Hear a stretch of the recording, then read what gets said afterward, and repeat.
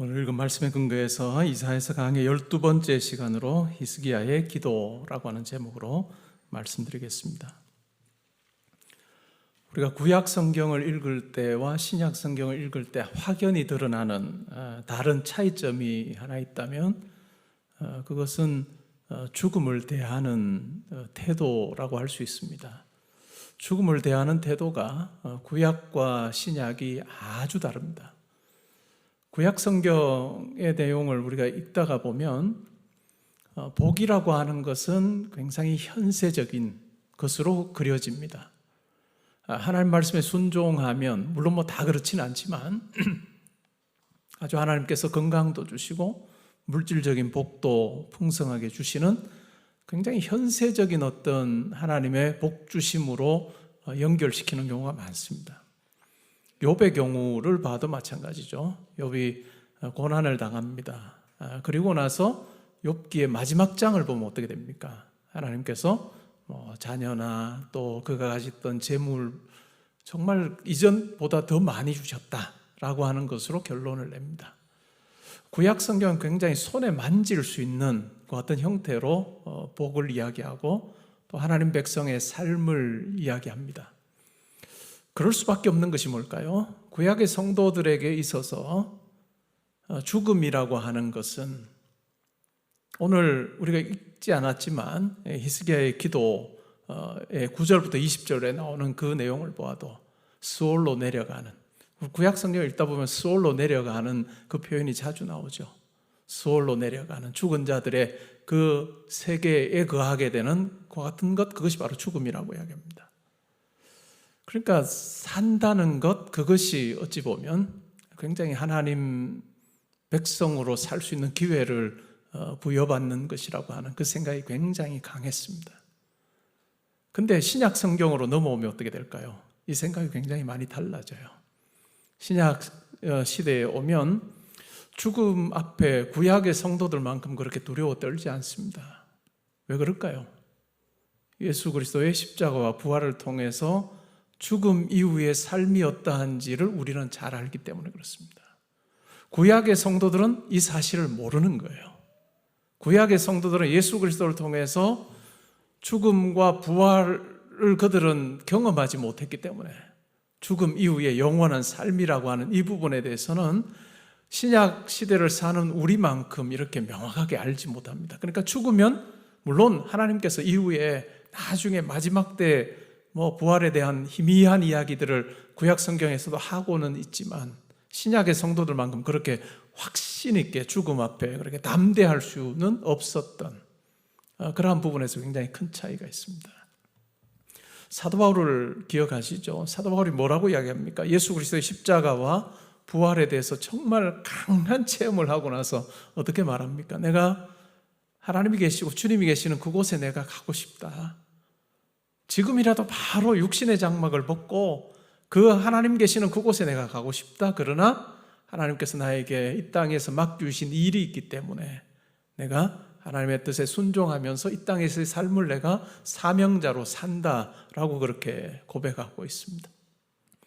우리가 구약 성경을 읽으면서도 신약 성경에서 말하는 이와 같은 세계관을 가지고 구약 성경의 부분을 우리가 이해하지 않으면 수없이 많은 구절에서 현세적으로 복을 묘사하는 이와 같은 구약 성경의 그 복의 개념 자체가 우리 삶 가운데 우리도 모르게 이 구분이 안 되면 우리도 모르게 그렇게 이 현세적 복이라고 하는 것이 어찌 보면 우리에게 전부인 것처럼 그렇게 여겨질 수 있는 그런 어떤 오해의 소지가 있다라고 하는 부분을 우리가 생각을 해보면 좋겠습니다. 여러분은 죽음 앞에 어떤 자세를 가지고 살고 계십니까? 억지로 모든 사람이 다 죽으니까 내가 억지로 그냥 나도 피할 수 없으니까 그냥 내가 맞는다 이렇게 생각하세요? 아니면 내가 하나님께서 부르시면 내가 하나님 나라의 영광스러운 그 나라에 가는 거기 때문에 물론 함께 가까이 지냈던 가족이나 친구들을 떠난다는 건 섭섭하지만 그러나 우리는 그와 같은 담대함이 우리 가운데 있어야 됩니다. 하나님 나라 간다는 그 분명한 소망, 확신, 그것이 우리 가운데 있을 때 우리의 이 땅에서의 삶이 또 다른 어떤 모습으로 우리 가운데 다가올 수 있는, 그러니까 구약 시대는 다 내가 하나님 잘 믿으면 지금 복을 받고 물질의 복도 받고 건강의 복도 받고 때로는 핍박당한다 할지라도 하나님께서 지금 이 삶에서 하나님께서 위로하시는 그러한 형태로 이야기합니다. 그러나 신약 시대는 그렇지 않아요. 물론 하나님께서 이 땅에서 우리의 삶에도 함께 하셔서 하나님께서 뜻하신 대로 우리 삶 가운데 개입하시지만, 그러나 우리에게 절대적으로 변하지 않는 분명한 한 가지 사실은 뭘까요? 하나님께서 우리를 마지막 심판하시는 그날에 우리의 이 땅에서의 삶에 대해서 불편부당한 평가가 아니라 아주 정확하게 우리의 삶을 평가하신다는 그 분명한 사실로 인해서 때로는 애매히 고난을 당해도, 때로는 하나님께서 내가 한 수고에 대해서 바로 하나님께서 뭔가를 공급해 주시지 않는다 할지라도 그 놀라운 사실을 붙잡기 때문에 우리 마음속에 평안함과 담대함, 확신이 우리 가운데 있는 그러한 차이가 있다는 것을 우리는 기억하면서 오늘 이 본문을 우리가 살피면 좋겠습니다. 다윗 왕 이후로 아주 하나님 보시기에 아름다운 그런 삶을 살았던 왕이었던 히스기야, 그가 병들어서 죽게 됐습니다. 그러자 선지자 이사야가 그에게 가서 이렇게 말합니다. 여호와께서 이같이 말씀하시기를 너는 내 집에 유언하라. 내가 죽고 살지 못하리라. 이제 너 죽는다. 그러니까 이제 너의 가족들에게 내 집에 유언을 해라 라고 하는 이야기를 합니다. 너 이제 그냥 하나님의 뜻이기 때문에 이제 너 죽을 거야 라고 그렇게 전달합니다. 히스기야가 히스기야 될 수 있었던 아주 중요한 이유 중에 하나가 아주 위대한 선지자 이사야가 히스기야 곁에 있었다라고 하는 것도 참 중요한 부분이죠. 어쨌든 이사야 선지자가 가서 히스기야가 죽을 것에 대해서 이야기를 합니다. 그러자 히스기야가 어떻게 합니까? 얼굴을 벽으로 향하고 하나님께 기도합니다. 이 부분은 뭘까요? 그냥 사람들에게 의존하지 않습니다. 그러니까 얼마나 하나님의 뜻이라고 하는 것 앞에 히스기야가 엄중하게 반응하고 있는가라고 하는 것을 우리는 알 수 있습니다. 이사야 선지자가 하나님께서 너 이제 너의 생명 거두어 가신다고 말씀했다. 그러니까 너 가족들에게 유언해라 라고 하는 이야기를 듣고 그는 의원을 부르지 않습니다. 내가 이 일 어떻게 할 수 있을까? 내 병이 어떨까? 라고 하면서 의사를 부르지 않고 얼굴을 벽으로 하여 하나님께 기도합니다. 왜냐하면 그 뜻을 가지신 분이 바로 하나님이시기 때문에 히스기야가 취하는 행동은 하나님께 기도하는 내용이에요. 3절에 보시면 이렇게 말합니다. 여호와여 구하오니 내가 주 앞에서 진실과 전심으로 행하여 주의 목전에서 선하게 행한 것을 기억하옵소서. 우리가 3절 이 말씀을 읽으면서 야, 히스기야가 너무 하나님 앞에서 기도하는데 높은 고자세를 취하는 것 아니야? 이렇게 생각할 수도 있습니다. 어떻게 하나님 앞에서 내가 진실과 전심으로 행하였다는 것 기억해 주십시오라고 그렇게 이야기할 수 있을까? 어느 누구가 이렇게 이야기할 수 있을까? 자기의 삶을 너무 과대평가하는 것 아닐까라고 하는 생각을 우리가 할 수도 있습니다. 그런데 이 3절 말씀은 그런 개념이 아니라 이 히스기야의 기도는, 하나님을 향해서 드리는 이 기도는 전적인 언약 관계 속에서의 기도입니다.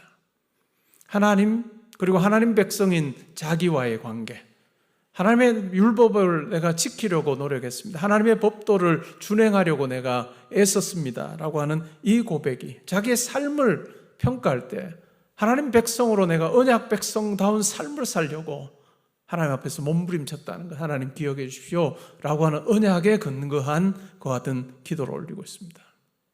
하나님께 순종하는 자에게 복을 주시고 불순종하는 자에게 저주를 행하시는 그리심산과 에발산에서의 그 축복과 저주의 그 삶 가운데서 저는 하나님, 정말 하나님의 복이 내 삶에 임할 수 있는 그와 같은 순종의 삶을 살았습니다 라고 하는 그 고백이 바로 이 3절의 고백이라 할 수 있습니다. 자기의 개인의 삶을 놓고 세세히 제가 하나님의 그 기준에 비춰볼 때 내가 정말 진실과 전심으로 제가 살았습니다 이런 말이 아니라 하나님의 그 언약 안에서 하나님 백성임을 내가 기억하며 살았고 하나님께서 진정한 왕이심을 내가 기억하면서 나의 하나님으로 모시는 삶이었습니다 라고 하는 그 고백을 하고 있습니다. 그리고 히스기야가 심히 통곡합니다.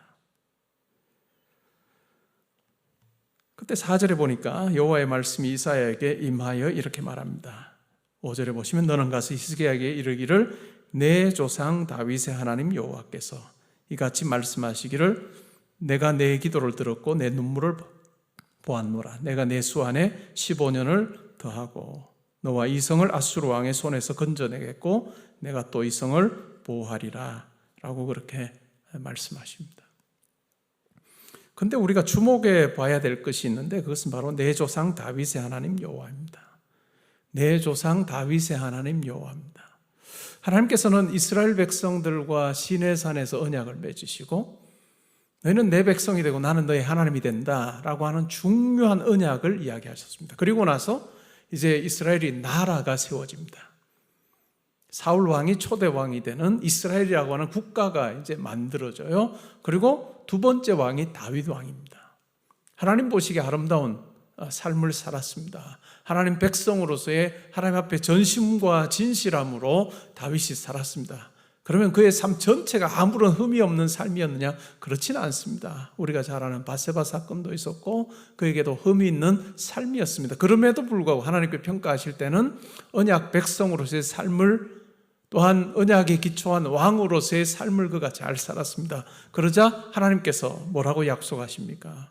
사무엘하 7장 14절에 우리가 흔히 말하는 다윗 언약이라고 하는 것을 말씀해 주십니다. 다윗에게 언약을 주시는데 너의 나라가 영구하도록 하겠다라고 하는 약속을 주십니다. 그리고 너의 후손들로 인해서 너의 왕위가 계속해서 이어질 수 있도록 하겠다라고 하는 그 약속을 주십니다.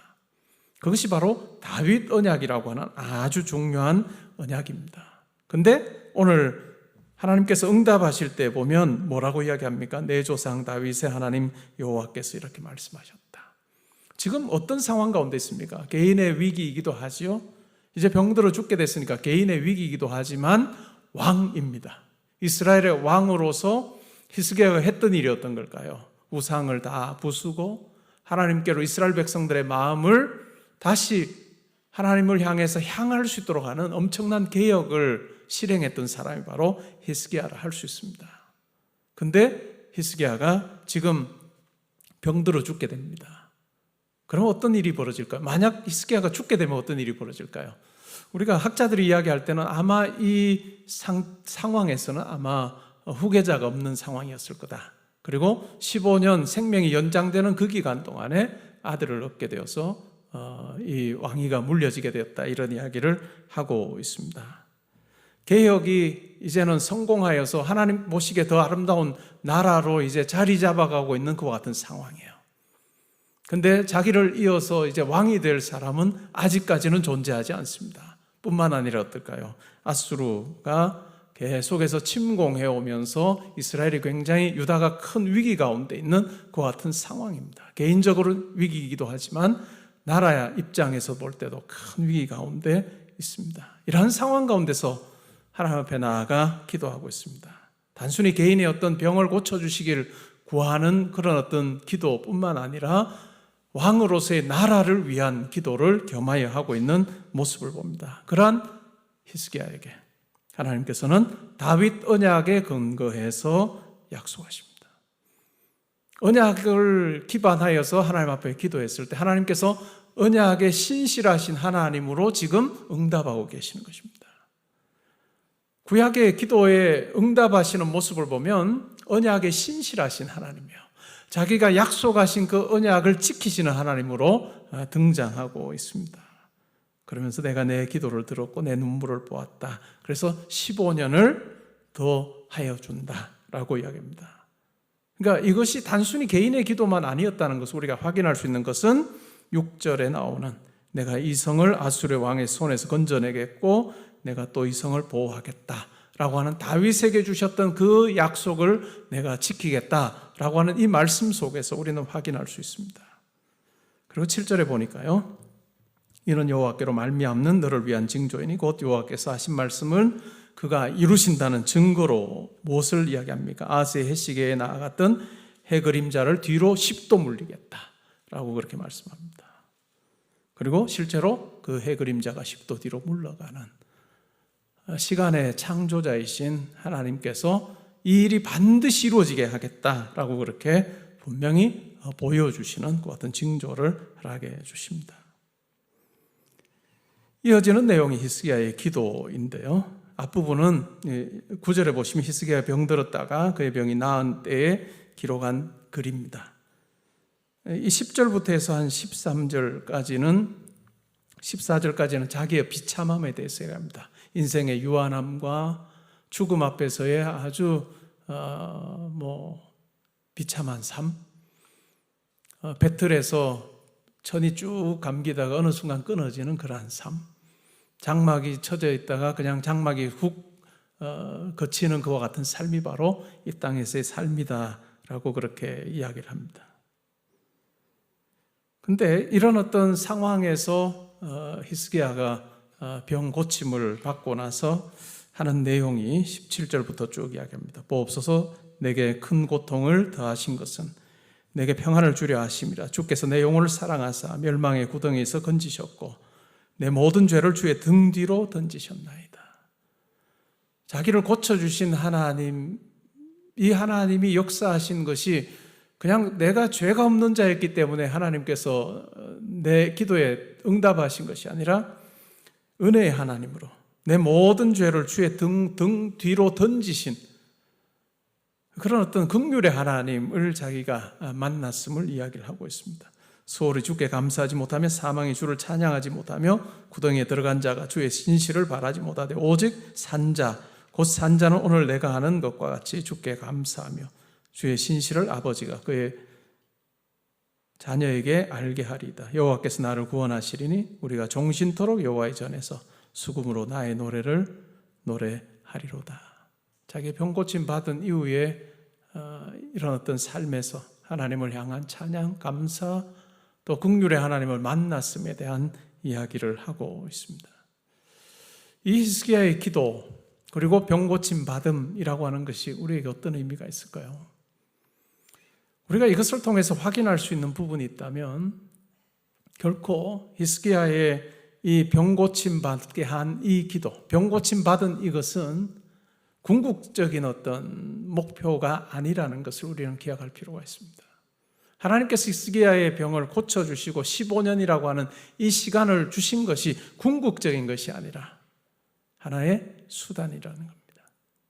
병고침 받는 그것이 목적이 아니라 오히려 하나님을 알게 되고 하나님의 일하심이 가능하게 되는 그와 같은 통로, 수단이었다는 것을 우리는 기억할 필요가 있습니다.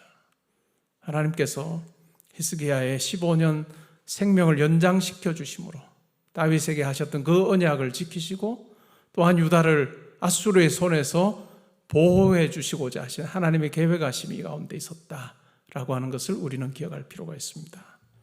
그러면 오늘 성도로서 우리는 어떻게 기도해야 될까요? 우리가 건강이 좋지 않을 때 우리는 기도합니다. 근데 하나님께서 신실하게 하나님 앞에 기도하는 성도의 그 병을 낫게 해달라는 기도를 하나님께서는 다 들어주시지 않을 때도 있습니다.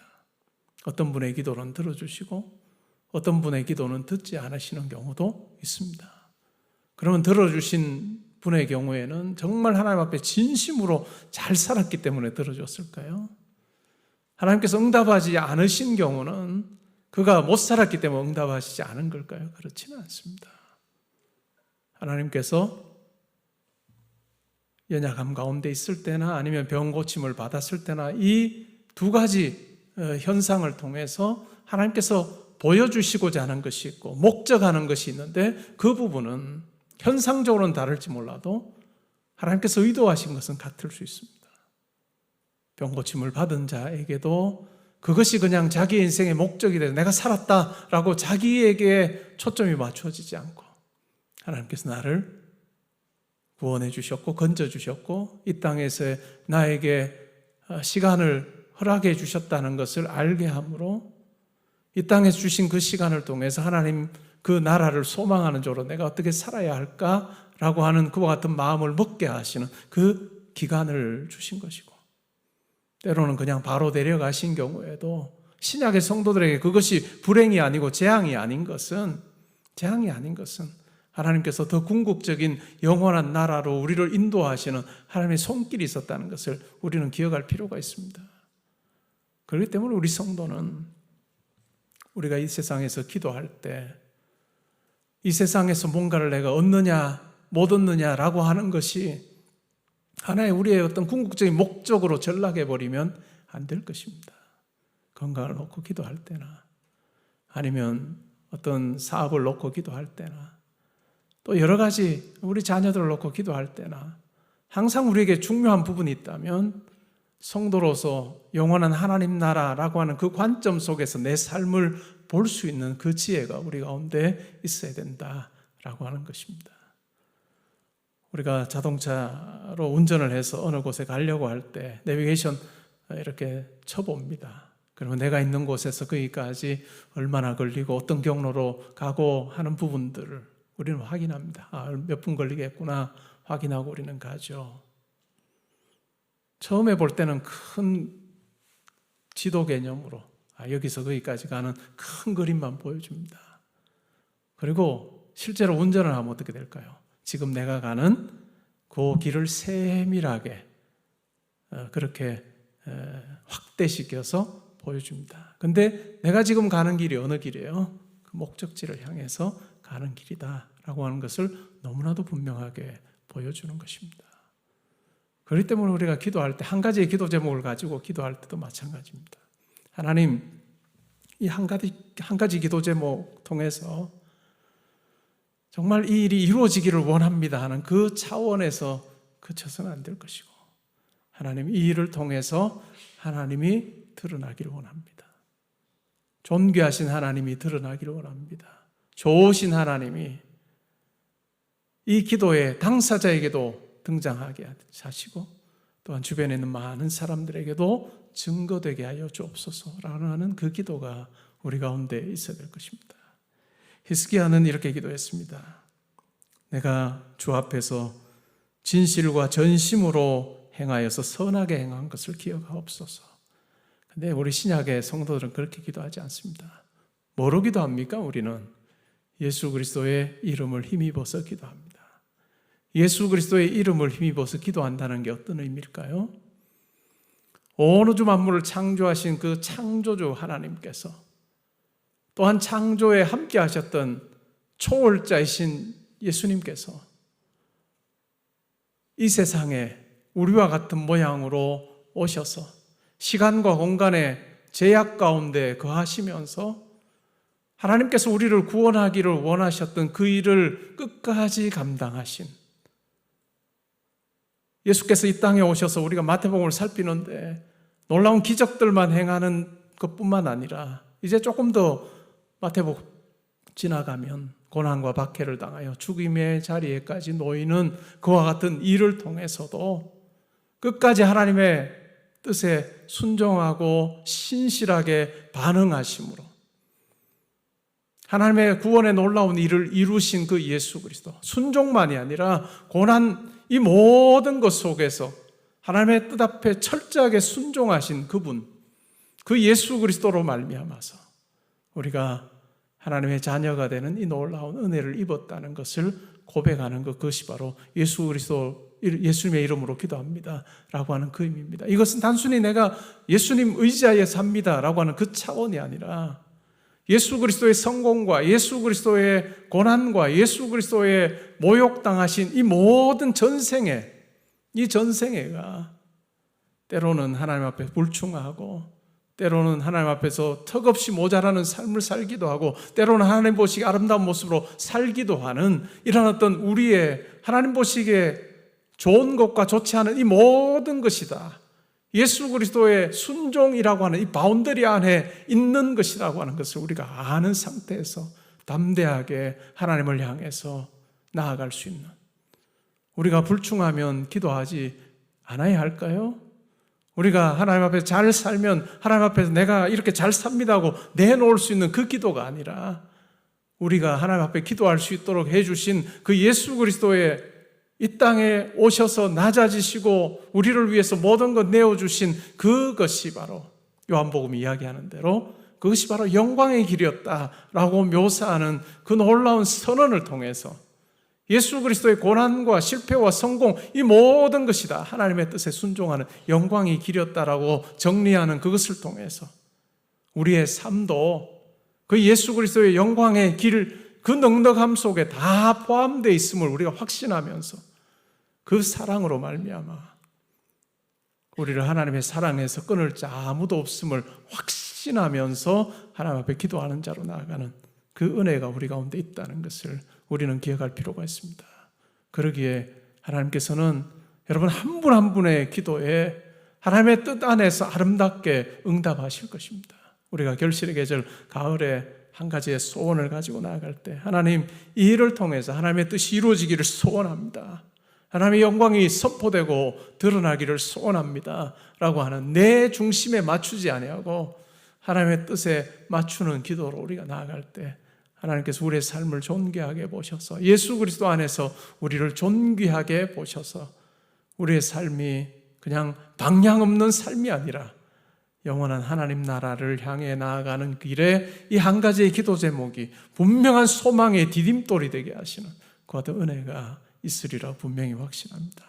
사랑하는 성도 여러분, 우리 이 땅에서의 모든 수고, 때로는 하나님께서 이 땅에서 다 갚아주시지 않을 때도 있어요. 그러나 분명 갚아주시는 분명한 그날이 있다는 것을 우리가 기억하면서 우리가 기도할 수 있고 또한 이 땅에서 헌신하고 수고할 수 있다는 것 기억하십시오. 그리고 우리 모두가 동일하게 생각하는 그 공통된 기도 제목 있잖아요.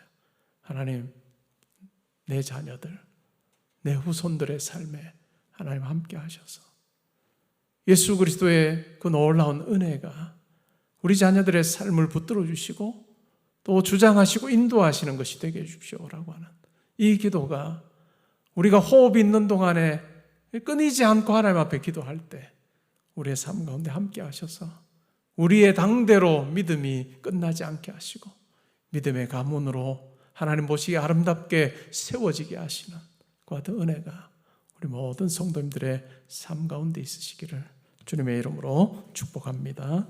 아멘.